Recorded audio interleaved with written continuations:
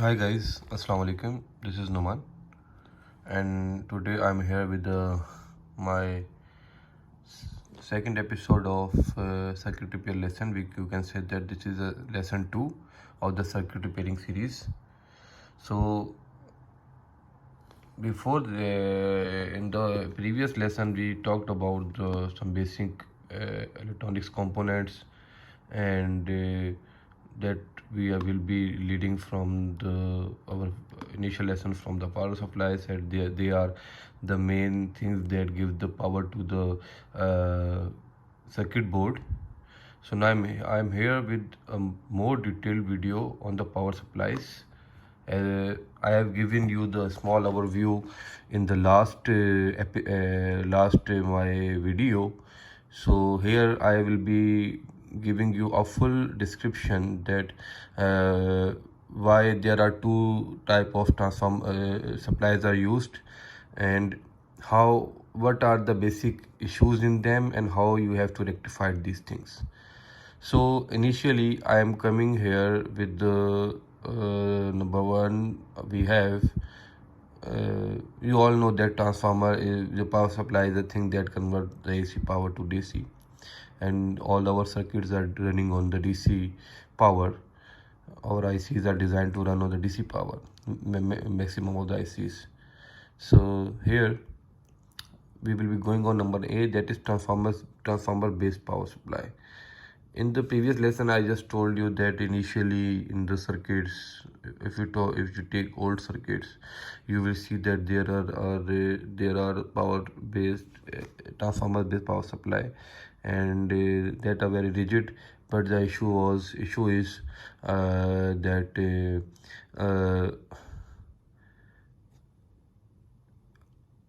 nowadays the chopper bases are very small, and they can give a huge power. But if you go to transformer based power supply, the amount of current you will require, you will have to increase the size of the transformer, and that don't help the designers to lower or reduce the size of their product. That is why the technology has been transformed, and we came to SMPS and chopper based power supply. So the transformer based power supply, if we talk about the transformer based power supply, so let me show you a circuit. We have a transformer based power supply. You can see this. In this you can say that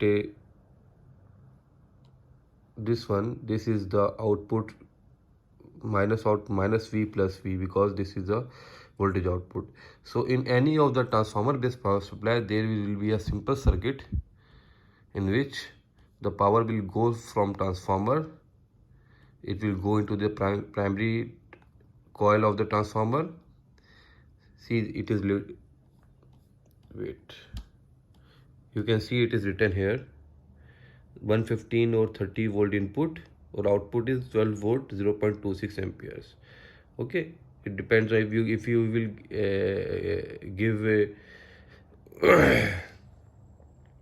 these voltages, then you will receive these output voltages. Okay, so in this transformer, the input is given on this side, the output, if we have given the input of 230 voltages, here we will be receiving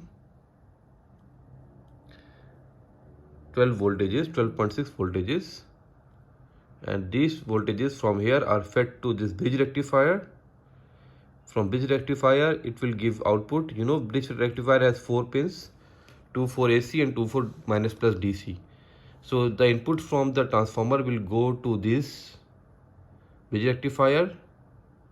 From here it will go to these filtration capacitors, because the output from the bridge rectifier will be in pulsating DC, and that will come to this capacitor. And capacitors, if you can see that these capacitors are normally, if this is 12 volt AC, then we will be receiving something like 18 or 20 volt DC. So we normally use 25 or 30 or 35 voltage capacitors here. So why this is used? This is used because in our home we are using upper tanks. Why? Because to get a steady amount of water pressure at our houses near under if there are a lot of flats. If we connect our tap line directly to the incoming line of the water source, then if the water source drop, we will feel low water supply at our homes. If the water source is very fast, that we can also, there's a changing, so we need a steady supply of water. So that's why we just put the tanks at our home upper side. So similarly here we will put the capacitors to give the steady supply to these voltage regulators. And these voltage regulators, they will do, they will just give it the output. Their amount is, the voltage regulators are used to if you see 7805, 7812, they will, what they will do, you will input them the DC, and they will if we talk about 7812, is at 3 pins. One is input, second is ground, third is output. So if you give the 12 voltage, 24 voltages, 7812 will give you 12 voltages. They are used as the voltage regulators. If you need to get the specified amount of voltages, then you will be using this. So this is the whole working just I have shared with you. Now let's come to the issue. What is the issue? When power supply or circuit is dead and that is transformer based. So mainly there are only two to three issues, but basically the main issues come on, if you see this supply side. Okay, let me show you the circuit diagram so that you can be very easily, you can know that what is the process here. If you see this one, see 220 AC is going into the transformer. This is a sign of transformer. From transformer, the transformer secondary coils are coming here. AC coming here. From here it will get minus plus will go to the capacitor that you have seen in the picture. From capacitor it will go to 78L05, that is voltage regulator, and as a result we will go this is the plus input, minus capacitor output, minus for the regulator, and minus for the filtration capacitor, and the output that will be going out from 78L05 that will come here, and as a result we will get 5 voltages. So whenever there is issue, this is not working, the main issue is in transformer side and this bridge side. So if we talk about transformer, so transformer normally, what transformer has, it their input side. If we talk about this transformer, let's find good pictures of transformer. Like if a transformer has four wires, then 2 wires will be input and the 2 wires will be output. So how to check the transformer? That you will just put your let me show you the meter.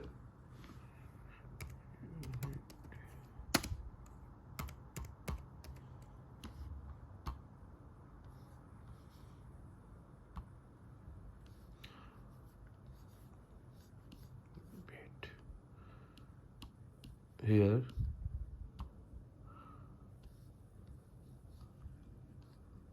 let's come to this meter.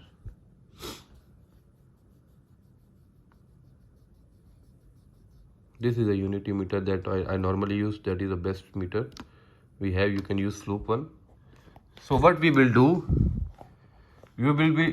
for checking the transformer, you will be putting this cord.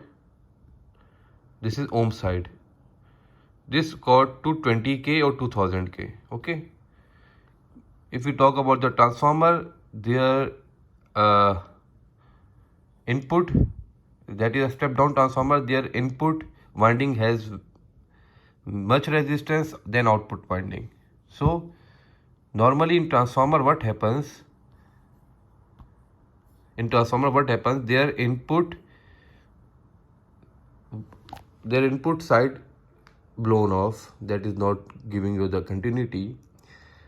The output of transformer will remain okay, because that is the low voltage. That I am telling you this of what, of the step down transformer. And normally in supplies we will use the step down transformer. Okay, so what you will do, you will just check the input side and put your meter on ohms. If some ohms are coming, that okay, in some kilo ohms. If something is in mega ohms, your transformer is faulty. Okay, similarly the input side, if you go to the output side of the transformer, that will show you some less ohms, and normally the output side of transformer don't go bad or faulty. So in transformer there are mainly chances that your input side is gone. Like if it is not working, if this circuit is not working, you will just check this transformer first. Okay, your input side, it should be giving a reading when you just put the input terminal, the meter on the input terminal, and your meter is on the ohm side. You will receive some ohms. If not receiving, this means your transformer is bad. You have to change it. And secondly, the main issues that normally come is that your transformer is.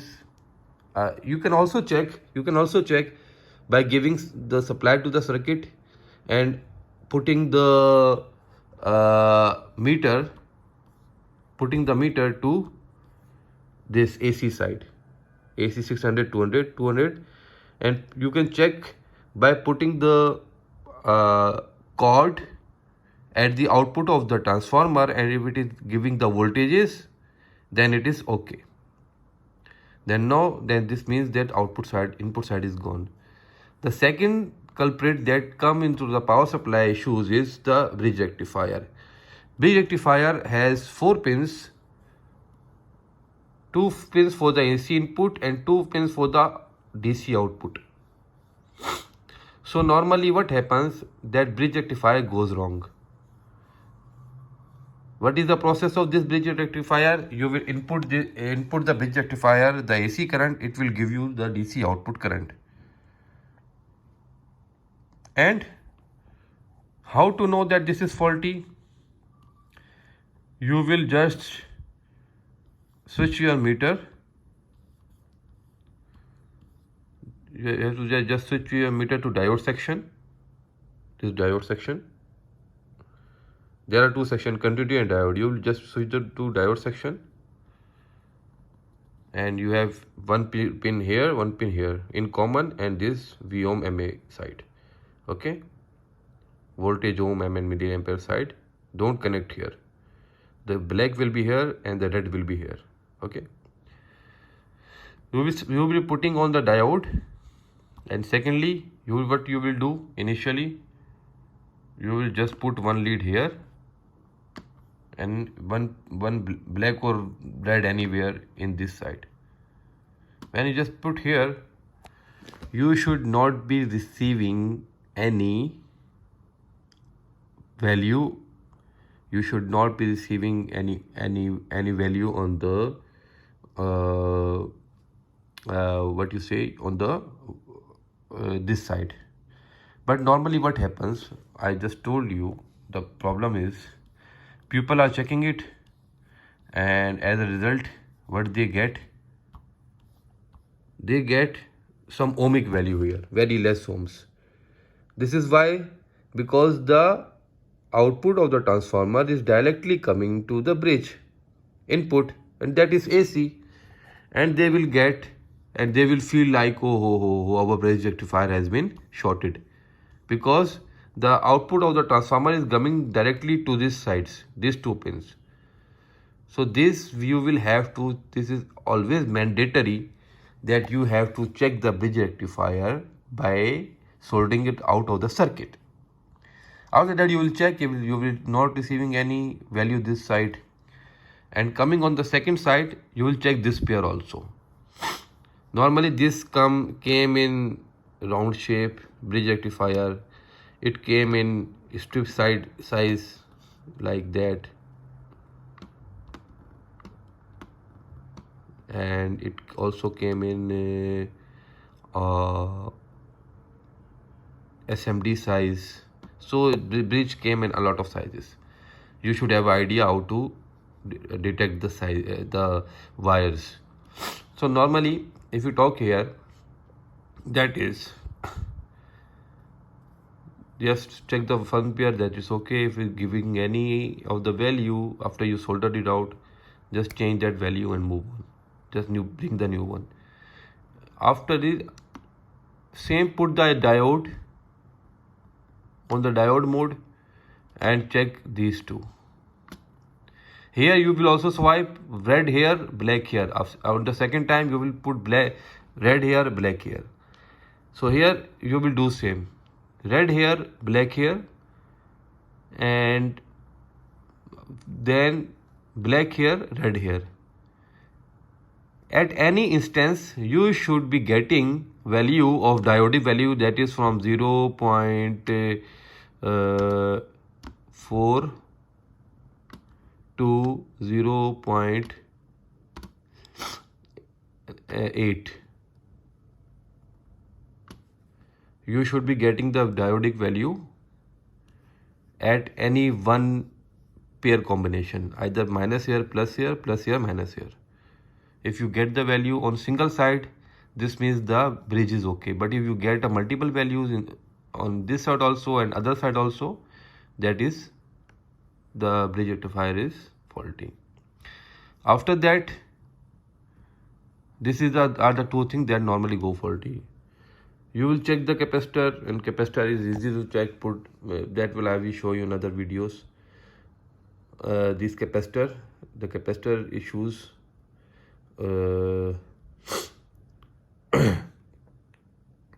Capacitor you will check.